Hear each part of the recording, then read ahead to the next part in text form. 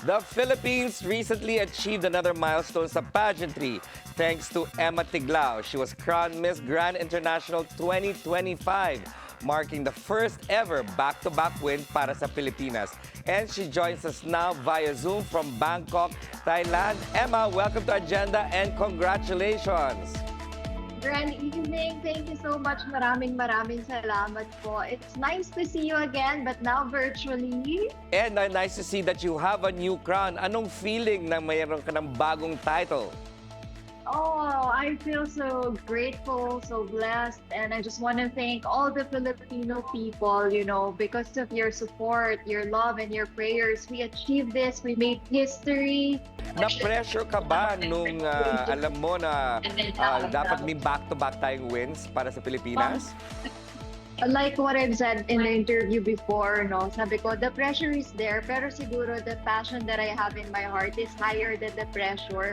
Parang siguro mas kailangan ma-feel mo muna yung pressure para pag na-feel mo na yung pressure, ma-let go mo na siya after that. Kasi pag hindi mo feel yung pressure sa una, parang mas mahirap, mas nakakakaba, mas hindi mo magagawa yung best mo kasi parang feeling mo dun ka nakafocus na parang halaan ang gagawin natin. Pero pag tinanggap mo na yung pressure, after that, magle-let loose ka na and then you will focus na on the competition. You will just enjoy, which is yun naman yung ginawa ko with Miss Grand. I just enjoyed every moment, every part of the competition. Mukha naman nag-enjoy ka dyan, Emma, at pinag-uusapan ang iyong winning walk. Pat, ilan buwan mo pinaktis yung mga walk mo dyan?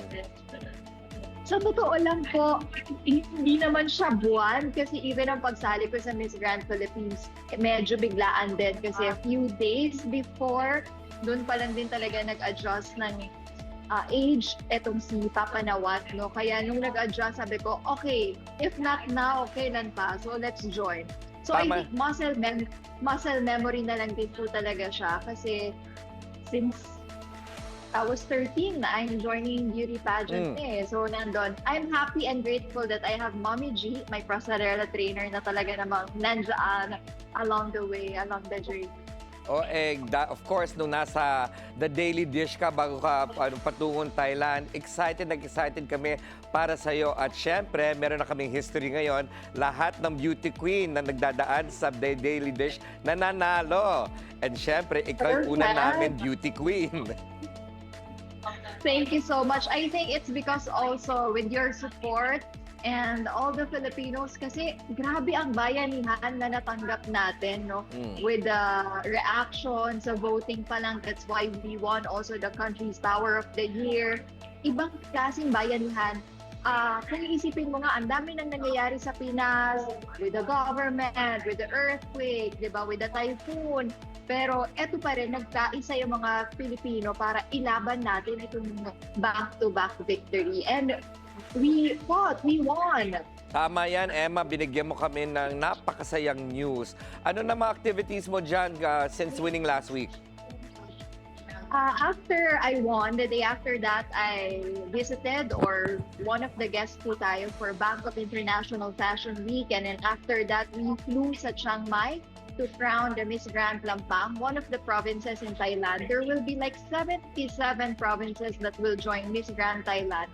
So isa pa lang yun sa mga napuntahan natin. We don't know yet kung ano pang meron, pero ang alam ko dahil Miss Grand Organization din ang mag-produce or ang sa production ng Miss Universe, so we're gonna be there also sa some events ng Miss Universe.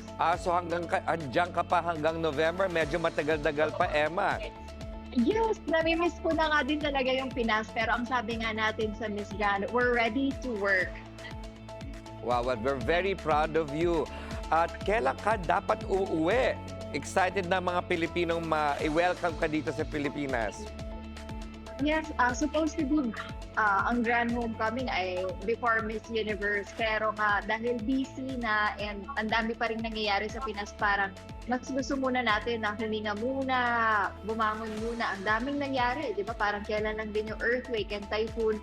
So, hinga-hinga muna. Siguro mga last week ng November, doon magaganap yung ating grand homecoming. Last question na, Emma. Meron ka bang message para sa ating mga kababayan sa Pilipinas?